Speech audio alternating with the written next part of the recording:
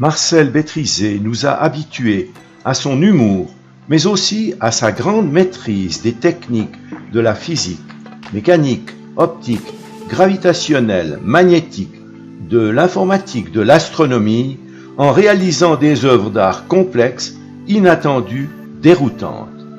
La patience n'est pas sa moindre qualité pour réaliser, étalonner, corriger ces appareils. C'est tout l'intérêt de cette exposition. Donc l'expo, c'était une année de travail. Ça a commencé quand même en août l'année passée.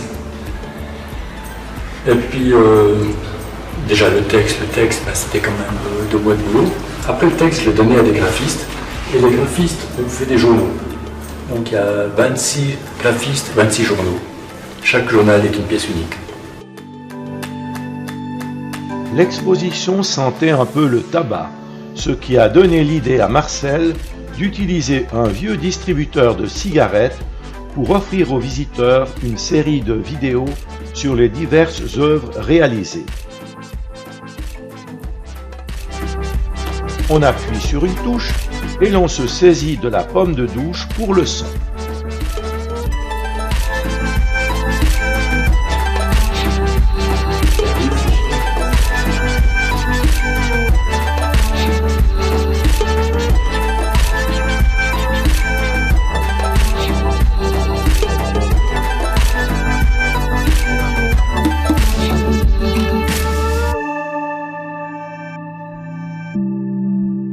Le montage de l'expo elle-même a pris 1 mois et demi.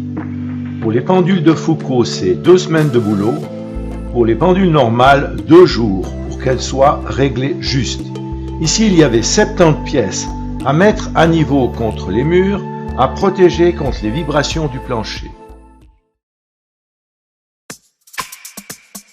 Lecteur CD à bras rotatifs. Le défi fut de fabriquer un lecteur CD se lisant comme un tourne-disque. Alors lui, c'est mon tout premier lecteur CD que j'ai fabriqué.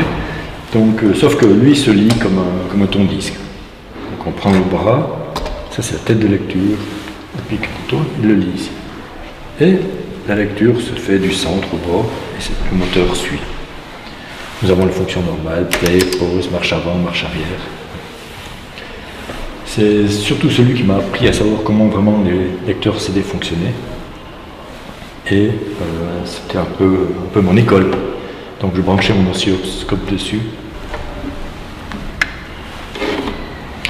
Donc ici, il y a tous les sorties. Je branche mon oscilloscope et je peux faire tous les réglages dessus.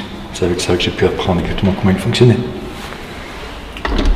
Donc c'est la seule pièce de toute l'exposition dont l'idée n'est pas de moi. C'était une cliente qui m'avait fait réparer un lecteur de tourne-disque. Puis elle vient, je lui répare, je dis il est bon votre tourne-disque, en plus vous avez une entrée auxiliaire, vous pouvez mettre un CD dessus si vous voulez. Et 2 jours après elle revient, elle me dit non ça marche pas, j'entends scratch, scratch, scratch. Je dis non j'ai testé c'est bon. Elle me dit non ça fait scratch, scratch. Je dis mais vous avez quand même pas mis un CD sur votre tourne-disque. Elle me dit oui vous m'avez dit que je pouvais. Et c'est à cause de ça que j'ai fait ça.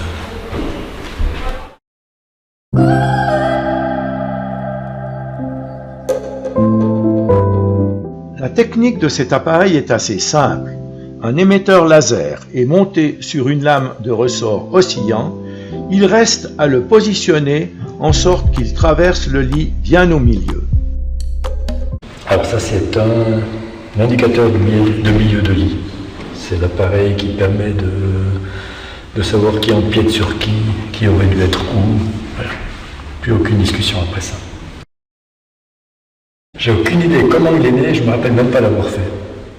Un jour, j'étais là dans l'atelier et tout, puis voilà, je ne sais pas. Et il est neuf, il n'a jamais servi.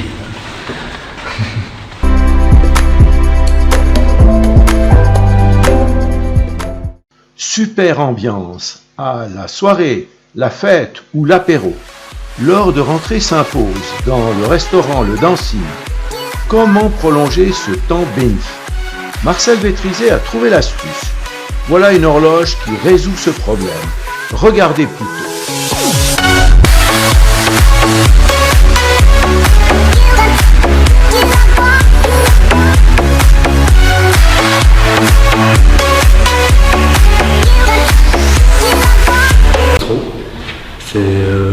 s'appelle L'heure de rentrée. C'est la version anglaise de celle qui se trouve en bas au Café de la Colette. Et puis c'est une heure humaine, c'est une horloge vraiment à notre image. Par exemple, le texte, c'est l'heure de rentrée. Hein. Je veux, je pourrais, j'aurais pu, j'aurais dû, je devais, j'étais capable et tout, puis voilà. Et à la fin, j'ai pas pu ou bien? Et justement, il n'y a pas de fin. Il n'y a pas de fin parce que ça empire quand ça avance, mais ça revient toujours tôt ou tard. Elle tourne n'importe comment, elle est complètement aléatoire. Même moi, je ne sais pas où elle va.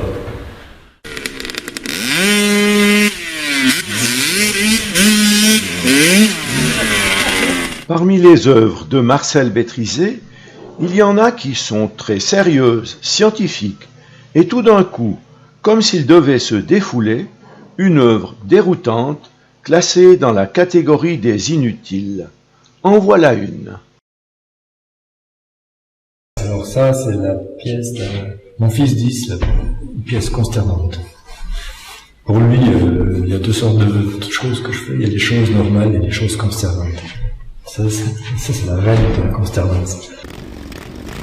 C'est une triple poignée de freins de moto. Une petite, une moyenne et une grande. Elle adapte la force de freinage avec le tour de poitrine de la passagère arrière. En gros, petit sein, grosse poignée, gros sein, petite poignée.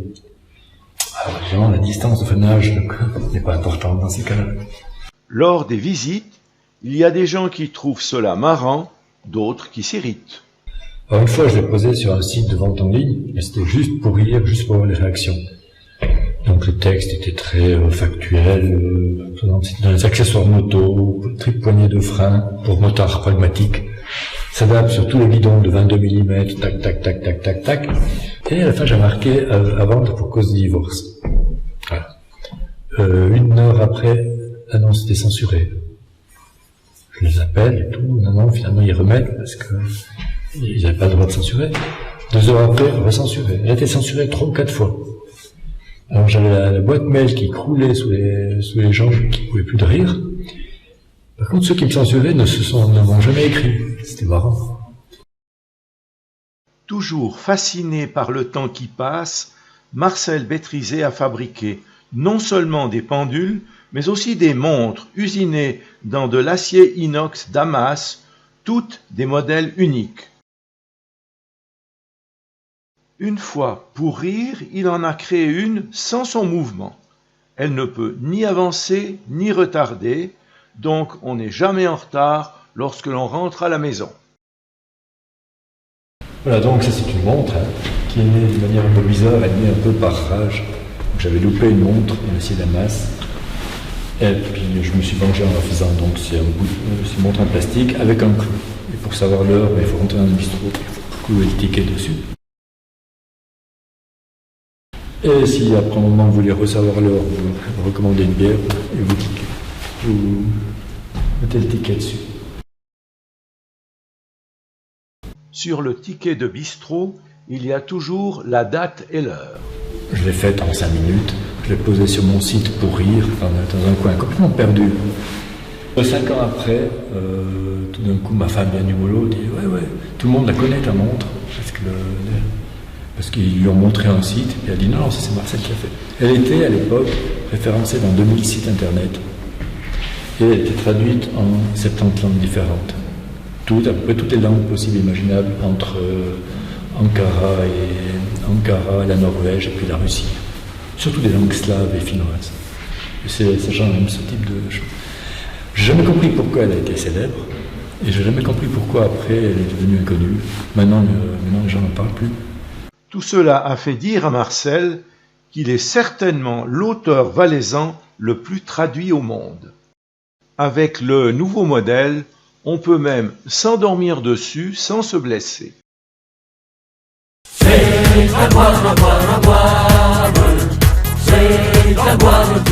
Marcel Bétrizé, le génial inventeur de Savièse, nous présente un objet désopilant qui doit aider les disciples de la dive bouteille à réfréner leurs ardeurs. L'apéroscope est un instrument qui permet de limiter la consommation d'alcool à 4 verres par jour. La médecine dit que cette consommation de vin ne devrait pas dépasser 2 verres de vin pour les femmes et 3 pour les hommes. Marcel, en bon valaisan, a arrondi vers le haut. Chaque 6 heures, une bille tombe dans le verre à pied placé au fond de l'instrument. La pièce maîtresse est un astrolabe espagnol. Pourquoi un astrolabe? Car c'est le seul cadran qui fait un tour en 24 heures. L'astrolabe est un instrument qui permet la mesure de l'heure solaire, mais aussi la position des étoiles. Il fut créé par les Grecs, perfectionné par les musulmans comme instrument religieux. C'est la seule horloge qui donne l'heure exacte de toute l'exposition. On la lit au bout de cette aiguille. Nous allons aborder ici la réalisation de ce graveur de vinyle. Rassurez-vous, avec des explications grand public. Pour ceux qui veulent tout savoir, visite du site www.betrisé.ch. Mettons-nous dans l'ambiance. Nous sommes en avril 2020, en pleine pandémie du coronavirus, au cours de la première vague. Toute l'économie est à l'arrêt, la majorité des commerces sont fermés. Il faut donc faire appel à des pièces de récupération. Donc c'est une graveuse de vinyle qui fut fabriquée uniquement avec des pièces de récupération. Elle a été aussi fabriquée pendant le confinement, quand tout était fermé. Donc je m'étais demandé si c'était possible de faire une chaîne audio complète avec que de la récupération. Donc un micro, une graveuse, un lecteur et un haut-parleur. Donc le micro, c'est simplement un disque dur d'ordi avec une bouteille en PET dessus. Ça marche très bien. Pour graver, donc, la tête de gravure, c'est une vieille brosse à dents qui avait cassé, une brosse à dents électrique avec une aiguille. Pour la lecture, c'est un disque dur de laptop et une aiguille de cactus. Et le haut-parleur, c'est aussi un disque dur avec un grand panneau en bois. Le principe est assez simple. Le son, quand il sort de l'ampli, le sort fait bouger l'électroaimant. Et à la lecture, c'est l'électroaimant du disque dur qui fait bouger le haut-parleur. Et l'un et l'autre. D'un côté, le son fait bouger l'électroaimant, et de l'autre, c'est l'électroaimant qui produit du courant. Donc la gravure se fait simplement par ici. On déplace le chariot. Et la lecture, elle se fait la même chose, mais de l'autre côté. Cette pièce fonctionne aussi comme lecteur de 33 tours avec un bras de lecture normal. Et puis, ça peut être aussi un tourne-disque classique. Et le compteur qu'on voit ici, c'est simplement un contour. C'est le contour de mon vélomoteur quand j'avais 14 ans. Et puis c'est lui qui indique, par exemple, la vitesse du plateau. Si je freine, on voit qu'il descend. La liste du matériel est la suivante. 2 ordinateurs si possible. Un comme lecteur, l'autre comme enregistreur. L'un des deux sera équipé du logiciel Audacity pour gérer le son. Il faut 3 disques durs comme mine de pièces détachées, utilisées pour leur moteur ou comme futures têtes de gravure ou lecture. L'aiguille du lecteur de vinyle se trouve dans la nature. C'est une aiguille de cactus. Celle du graveur de CD aura la préférence d'une tige métallique taillée en pointe, plus solide que l'aiguille à coudre. Une table de potier servira de plateau pour les vinyles et les CD. Des brosses à dents électriques à vibration pour leur moteur. Une bouteille en PET pour le micro. Un panneau en bois pour le haut-parleur. Du feutre et de l'adhésif double face comme protection contre les vibrations. Tous ces objets complètent la liste.